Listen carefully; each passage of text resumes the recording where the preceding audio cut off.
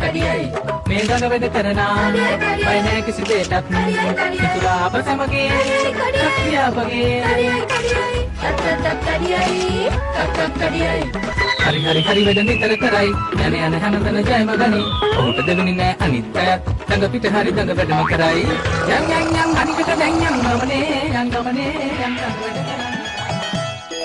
තීරණේ අරගෙන දැන් ඉවරයි. හැම පිළිමයක්ම වගේ හරිම ලස්සනයි. පළමුවෙනි ස්ථානයේ හිමිවන්නේ කඩියයි තාරයි කළ ලස්සන නිර්මාණයටයි. කලිමාමේ මේ නිර්මාණයට වැඩිය මුදව් කළේ කඩියයි චුක්කී තමයි. ඒ හින්දා මේකේ දෙන්නට දෙමු. මේ තෑග්ග ඕගොල්ලෝට දෙන්න අදහස් කරේ මමයි. ඔයා නම් සැබෑම සහෝදරයෙක් කඩියෝ. ඒ වගේම දෙවන ස්ථානයට දෙදෙනෙක් ඉන්නවා. ඒ තමයි සුදුසියයි සුපිරිසියයි. ටැග් එක දෙනකොට මුලින්ම කිව්වේ මගේ නමයි. ඔක මගේ ටැග් එක. මං ඔයාට වැඩි දවස් 4යි විනාඩි 20ක් වැඩිම. ඒකින්ද ඔය ටැග් අයිති වෙන්නේ මට. මෙහාට දෙනවා. ඕන නම් ගිහිල්ලා අහන්න කළුවගෙන් මේක අයිති කාටද කියලා. ඒ වුණාට ඔයාගේ නම මේකේ ලියලා නැහනේ.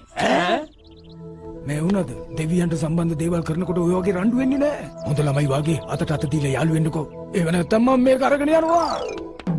ඒ කළුවා කොහෙද දුවන්නේ? කළුවා නවතිනවා. තාරා කඩිය තඩියා. ඔයාලා හින්දා මම ගොඩාක් සතුටු වුණා.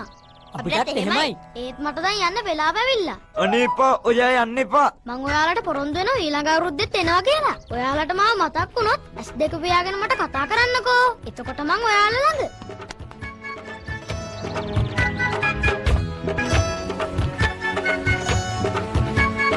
ගණ දෙවියන්ට නමස්කාර වේවා. ගණ දෙවියන්ට නමස්කාර වේවා. ඔයගලන්ටත් ගණ දෙවියන්ව මතක් වුණොත් දෙක තියාගන්නකෝ. අන්න කඩියයි හරි හරි හරි වෙද නිතර කරයි යන යන හැමතැන ජයම ගනි ඔහුට දෙවෙනි